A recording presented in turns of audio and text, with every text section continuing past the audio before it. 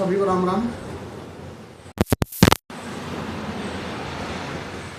अभी 6 अक्टूबर यानी दशहरे के 3 दिन बाद सोमवार वर्ष 2025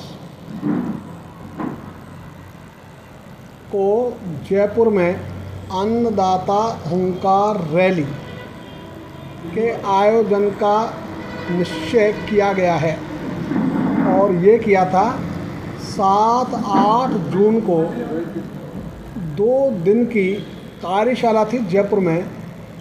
प्रदेश पदाधिकारी, जिलाध्यक्ष और प्रमुख कार्यकर्ताओं की सब ने मंथन के बाद में तय किया कि हम हुंकार रैली करेंगे और उसका लक्ष्य तय किया जो हम तैयारी करेंगे। राजस्थान में 45,539 गांव हैं, तो औसत एक गांव से एक व्यक्ति, ढाणियाँ इसमें अलग है। तो उस हिसाब से हमने जो तैयारी शुरू की है वो कि 50,000 किसान ये अन्नदाता हुंकार रैली में जयपुर कूच करें, वहाँ से हुंकार करें। और किस बात के लिए हुंकार करें? वो 3 बातें हैं। पहली, खेत को पानी, जिसमें सिंचाई परियोजना है, और इसमें हमारा स्पेसिफिक कहना है कि जो पानी के किनारे बैठा है उसको पानी देने के बाद में सभी को दो, किसी की मना नहीं। लेकिन ऐसा नहीं हो कि जो मछली पानी में रहते हैं तो प्यासी रह जाए, ये उचित नहीं। और ये हमने स्पेसिफिक कहा है 20 साल पर बांध, इसके लिए सबसे ज़्यादा बलिदान दिया टोंक वालों ने। ये टोंक को तो सिंचाई का पानी मिलना ही चाहिए, और अभी भी टोंक तहसील के अलावा निवाई तहसील खाली पड़ी है जहाँ पानी नहीं है, सूखी है। इसलिए निवाई तहसील को इसमें प्रायोरिटी दी जाए, ये हमने लगातार लिखा है, कहा है।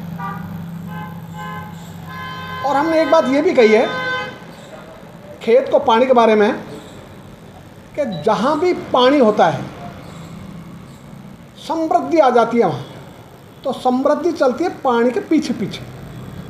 पंजाब समृद्ध है क्योंकि 97% भूमि सिंचित है। हरियाणा समृद्ध है क्योंकि वहाँ मोर देन 85% भूमि सिंचित है। गंगानगर हनुमानगढ़ समृद्ध है क्योंकि वहाँ भूमि सिंचित है। तो जहाँ पानी पहुँचता है वहाँ समृद्धि समान रूप से पहुँचती है। तो हमने पहला स्लोगन दिया खेत को पानी। दूसरा हमने कहा फसल को दाम, और फसल को दाम हमने कहा जब फसल बो दी जाए और वो पैदा नहीं हो तो सरकार ने 2 व्यवस्थाएं कर रखी है उसकी। एक तो आपदा राहत कोष के द्वारा सहायता, जहाँ 33% से अधिक खराब हो जाए उनके लिए। दूसरा, इसमें जो प्रावधान है राज्य का आपदा राहत कोष और केंद्र का आपदा राहत कोष दोनों अलग अलग है। केंद्र राज्य के डिमांड पर फाइनेंस करता है, विशेष आर्थिक पैकेज दे सकता है।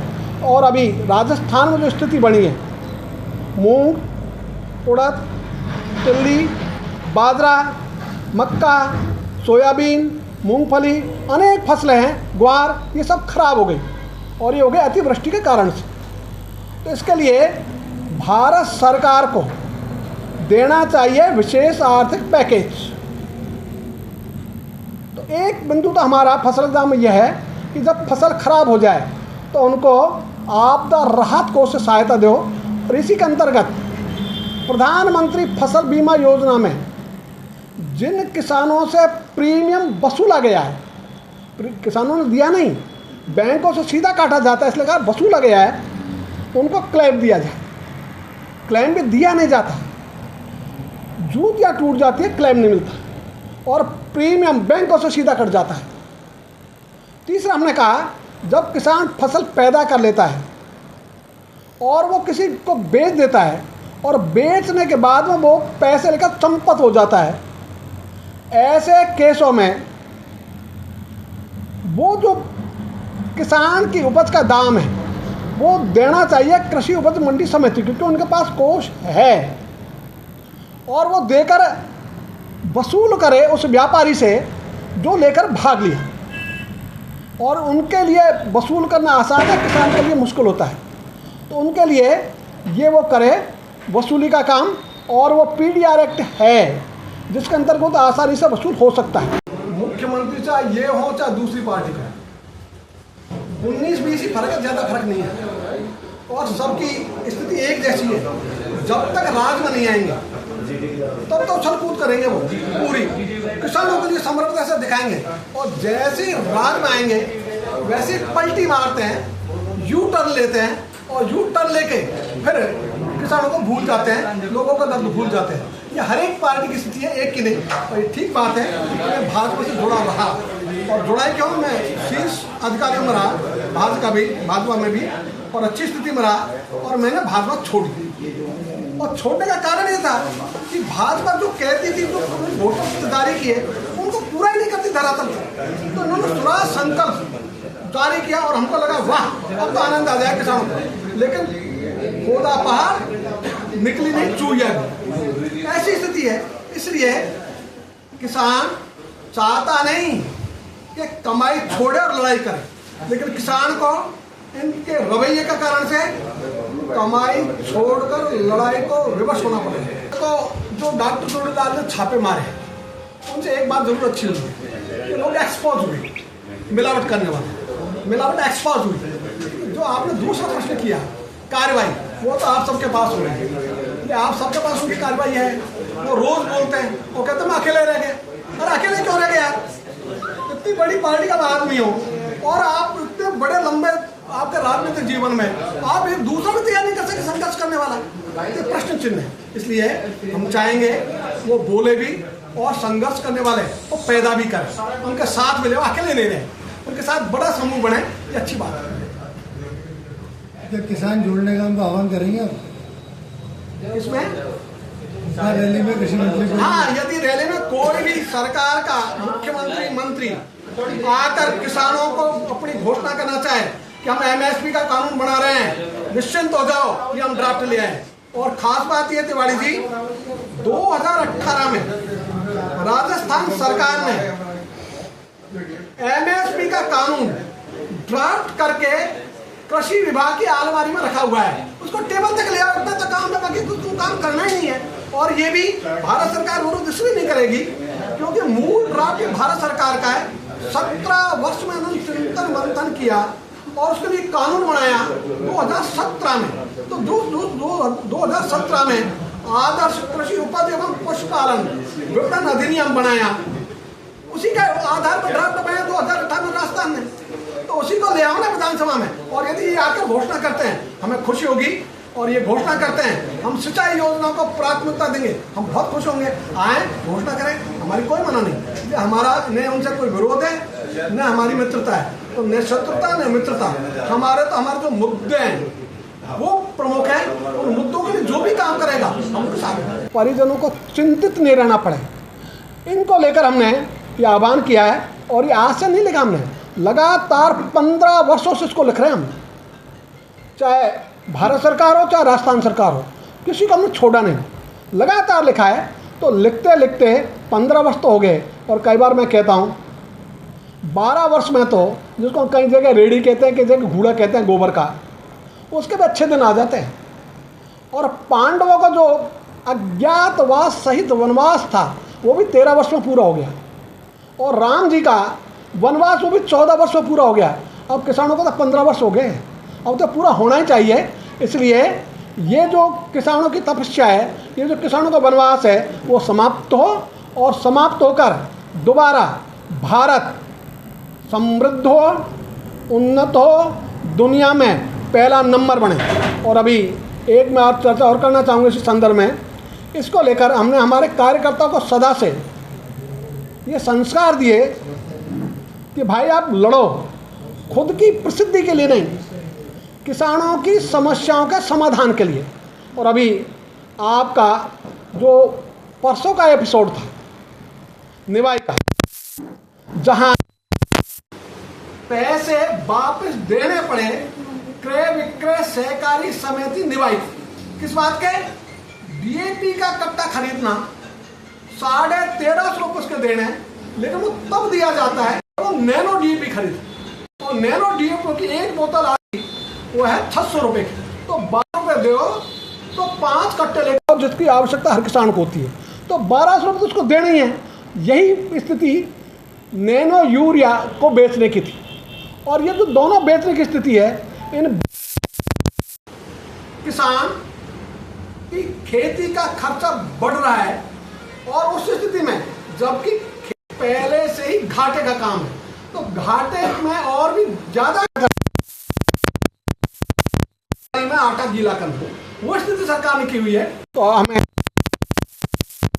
कि कम से कम हमारे बीच में से कार्य हुए जो प्रसिद्ध किसानों की समस्याओं के समाधान के लिए रहते हैं। ये टोंक में आप सब लोग हमारे रामेश्वर को पहले से भी समर्थन देते हैं, लगातार ये काम करते हैं। एमए पास करने के बाद 15 वर्ष हो गए इनको इसी काम में लगे हुए, तो ये सतत इसी काम में लगे हुए हैं। ऐसे अनेक कार्यकर्ता राजस्थान में है। मैंने बात इसलिए की, आप सब टोंक में विराज हैं, तो इसके लिए आज हमने आप सबको बुलाया, आप सबसे बातचीत करना चाहा।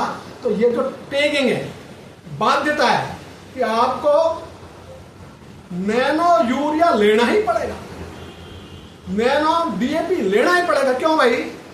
और हमने तो इसके संबंध में एक भारत में कानून है, उसका नाम है प्रतिस्पर्धा अधिनियम 2002। यदि कहीं कोई समाप्त करेगा तो वो आयोग स्वतः संज्ञान किसी देने की, और हमने तो 2022 को लिख दिया उस आयोग को, कोई सुनवाई नहीं। और एक दूसरा मैं कहना चाहूंगा, अभी जारी हो रहे हैं परिपत्र, टैगिंग नहीं की जाए, टैगिंग रोकी जाए। हमारे भारत के मंत्री भी बोल रहे हैं कि अब मंत्री को फोन कर रहे हैं, और हमारे भारत राजस्थान का कृषि मंत्री डॉक्टर करोड़ीलाल जी वो भी बोल रहे हैं ये सहन नहीं किया जाएगा। हम तो चाहे चौहान साहब हो चाहे डॉक्टर करोड़ीलाल मीणा, दोनों ही कृषि मंत्री लगातार बोल रहे हैं परिपत्र जारी हो रहे हैं, और परिपत्र जारी होने के बाद भी धरातल पर उनका कोई प्रभाव नहीं है, ये आप अच्छी तरह जानते हो। आज भी टैगिंग चल रही है, कोई रोकने वाला नहीं। तो ये जो स्थिति है सरकारों की, तो हाथी के दांत खाने के और दिखाने के और, ये स्थिति जो चल रही है, इससे किसान व्यथित है, किसान परेशान है। और इसी के लिए हमने लगातार, जब सरकार नहीं सुन रही, तो तय किया 6 अक्टूबर अन्नदाता की हुंकार के लिए हुंकार होगी। और हमने आगे कहा है इसी में अब किसान सरकारों भरोसे रहेगा नहीं, इसलिए वो तय करेगा जब भी वोट आएंगे तो वोट देगा जाति के आधार पर नहीं, संप्रदाय के आधार पर नहीं, दल के आधार पर नहीं, किसान बनकर वोट देगा और किसान हितों को देखकर वोट देगा। तो ऐसा वोट बैंक तैयार, ये भी हमने लगा चिंतन मंथन के बाद में इसका भी आह्वान किया हुआ है, गूंज रहेगी। इसके लिए आप सबसे मिलने का सुअवसर मिला, ये अच्छा लगा कि हमारे नए पत्रकार, तो यहाँ जो है ना वरिष्ठ पत्रकार वो भी हैं। इसी में हमने कहा युवाओं को काम। आज उदाहरण के लिए यदि मैं कहना चाहूँ, 1 लाख विद्यार्थी जयपुर में कोचिंग कर रहे हैं, और जो कोचिंग करते हैं उनमें से जिनको अवसर मिलता है नौकरी का, वो 1000 से ज़्यादा नहीं है। 99,000 वंचित रहते हैं। वो तो गांव में पैदा करते हैं और जयपुर में जाके खर्च करते हैं।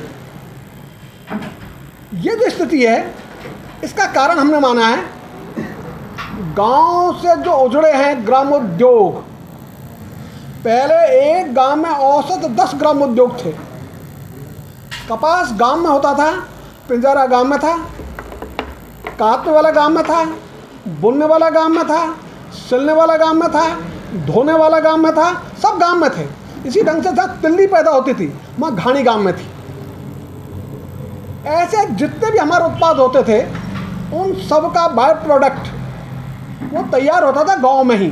तो ग्रामोद्योग थे तो एक ग्रामोद्योग पर 10 लोगों का तो लगातार निर्भरता थी ही, और उसके आसपास जो पलते थे उससे वो 100 लोग पलते थे। तो एक ग्रामोद्योग का मतलब है 100 लोगों को रोजगार प्राप्त होना। ये सारे ग्रामोद्योग गांव से समाप्त कर दिए। आज सरसों तो गांव में पैदा होगी और तेल बनेगा शहरों में, वहाँ से बिकने आएगा गांव में।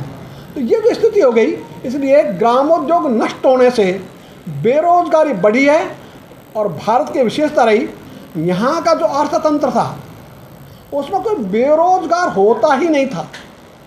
इसलिए आप सारे विद्वान लोग हो, पढ़े लिखे लोग हो, आप हिंदी शब्दकोश में कोई शब्द देख लेना जो बेरोजगारी का प्रतीक हो, बेरोजगारी का संकेत करता, कोई शब्द नहीं है, क्योंकि किसी ने कल्पना ही नहीं की थी कोई बेरोजगारी भी होगी। तो ये जो अर्थ रचनाएं हैं, अर्थ रचनाओं की गड़बड़ी के कारण बेरोजगारी है। तो हमने कहा है कृषि में स्वावलंबन और गांव में स्वायत्तता, जिसमें ग्रामोद्योग और आज खेती में जो आत्मनिर्भरता, स्वावलंबन नहीं है, बीज खरीद कर लाएंगे, खाद खरीद कर लाएंगे, सब बाजार भरोसे खेती हो गई कि आज बीज 1 किलो का भाव, क्विंटल का नहीं बोल रहा मैं, टन का नहीं बोल रहा, 1 किलो का भाव 90,000 रुपये। ये बीजों की स्थिति है। तो लुटता है किसान। और यदि आप बाजरे की बात करें तो बीज खरीद का किसान 450 रुपये देकर 1 किलो, और वही बाजरा बिकेगा 12 रुपये 13 रुपये किलो। तो ये जो स्थिति है, इस स्थिति में किसान लुटता है, पिटता है, उसका सारा पैसा चला जाता है उनके पास जो बिचौलिए बोले जाते हैं। तो हम ये कह रहे हैं कि भाई युवाओं को काम खेती में स्वावलंबन से मिलेगा, गांव में स्वायत्तता मिलेगा, ग्रामोद्योगों से मिलेगा। तो जो हमारी अर्थरचना थी अब उसको युगानुकूल बना लो। पहले जैसा तो संभव नहीं, लेकिन आधुनिक युग में आधुनिक ढंग से बना लो। ये जो काम है, ये हमने 3 काम बताए,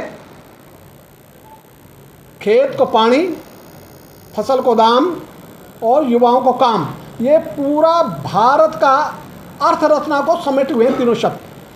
तो अर्थरचना ऐसी हो जाए कि किसी भी युवा को रोजगार। हाँ, ये आपने सही कहा कि हमारे मुख्यमंत्री जो लगातार बोलते हैं और लिखती भी है सरकार विज्ञप्तियों में, किसानों के लिए सरकार सबसे ज़्यादा काम करेगा। बोलने में तो कसर नहीं छोड़ते, लेकिन जितना वो बोलते हैं उसका 1% भी कर देना तो ठीक हो जाए। तो फिर ये विरोध प्रदर्शन की जरूरत नहीं, सरकार के सामने जाकर हुंकार रैली की जरूरत नहीं। यदि मुख्यमंत्री कर दे वो ठीक हो जाए, फिर बात ही क्या है। घोषणा करेंगे और ऐसा बोलेंगे जैसे बहुत क्रांतिकारी आदमी है, लेकिन बाद में धरातल पर देखो पैरों के नीचे तो कुछ है ही नहीं। तो ऐसे बोलने का कोई अर्थ नहीं होता।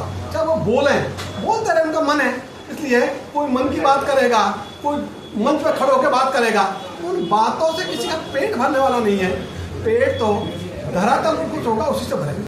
अगर आप ये वीडियो YouTube पर देख रहे हैं तो हमारे चैनल को सब्सक्राइब कर बेल आइकन दबाएं, और Facebook पर देख रहे हैं तो हमारे पेज को लाइक करें।